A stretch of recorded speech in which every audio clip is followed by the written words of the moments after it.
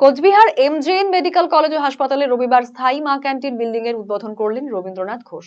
মা ক্যান্টিন যেখানে প্রতিদিন বহু মানুষ খাবার খায়, তবে সেখানে কোনো স্থায়ী জায়গা নেই। দেখা যায় সাইকেল স্ট্যান্ডের মধ্যে দাঁড়িয়ে থেকে সাধারণ মানুষেরা খাবার খায়। তাই সাধারণ মানুষের সুবিধার্থে কোচবিহার এমজেএন মেডিকেল কলেজ ও হাসপাতালে তৈরি করা হলো মা ক্যান্টিন বিল্ডিং।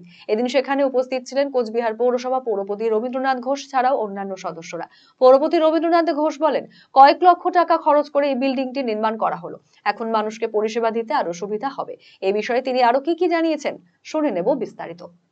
আজকে মমতা ব্যানার্জির উদ্যোগে সারা রাজ্য জুড়ে যারা আর্থিকভাবে দুর্বল মানুষ তাদের দুপুরের পেট ভরে খাবার জন্য যে মা ক্যান্টিন, পার্মানেন্ট আমাদের ঘর ছিল না। এমজেএন মেডিকেল কলেজ হাসপাতাল চত্বরে আমরা একটা ঘর তৈরি করেছি, রান্নাঘর।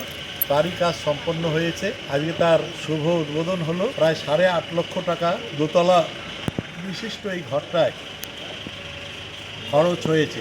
এতদিন আমাদের সেই ঠিকানা আবাসন শান্তিবনের পাশে, সেখানে রান্না করে গাড়িতে করে এখানে নিয়ে আসতে হতো।